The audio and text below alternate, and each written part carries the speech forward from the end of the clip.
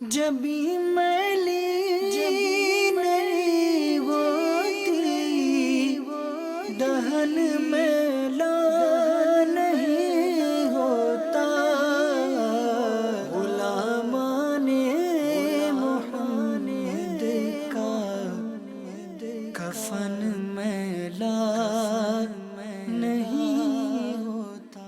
امیر اہل سنت ہمارے یہ اسلامی بھائی ہیں، ان کا گنبد خضرا کے سائے میں انتقال ہوا ہے۔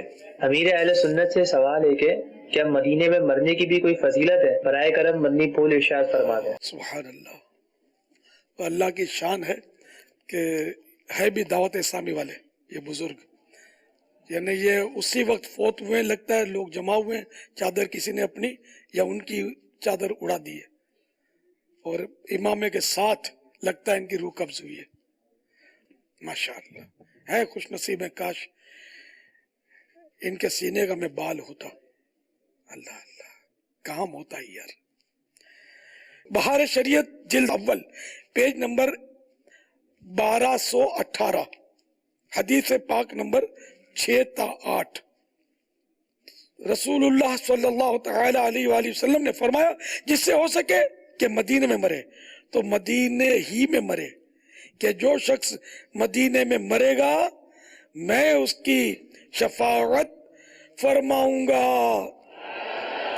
میرے آقا اعلی حضرت رحمت اللہ تعالی علیہ بڑا پیارا شعر فرماتے ہیں، غالباً اسی حدیث کے تحت اس کو اعلی حضرت نے مدینے کو شفاعت نگر قرار دیا، شفاعت کروانے والا شہر، ایسا شہر کہ جہاں شفاعت ہوتی ہو، نگر من شہر۔ طیبہ میں مر کے ٹھنڈے چلے جاؤ آنکھیں بند، طیبہ میں مر کے ٹھنڈے چلے جاؤ آنکھیں بند، سیدھی سڑک یہ شہر شفاعت نگر کی ہے،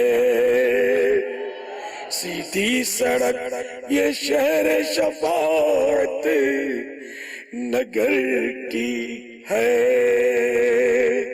سبحان اللہ، اللہ تعالی اس خوش نصیب عاشق رسول کو غریق رحمت فرمائے، ان کی بے حساب مغفرت فرمائے۔ صحیح بات ہے کہ یہ موت قابل رشک ہے، کہ مدینے کی موت عاشقوں کے یہاں مدینے سے دور رہ کر زندگی سے بڑھ کر ہوتی ہے۔ اس گلی سے دور رہ کر کیا مرے ہم کیا جیے، آہ ایسی موت ایسی زندگی اچھی نہیں،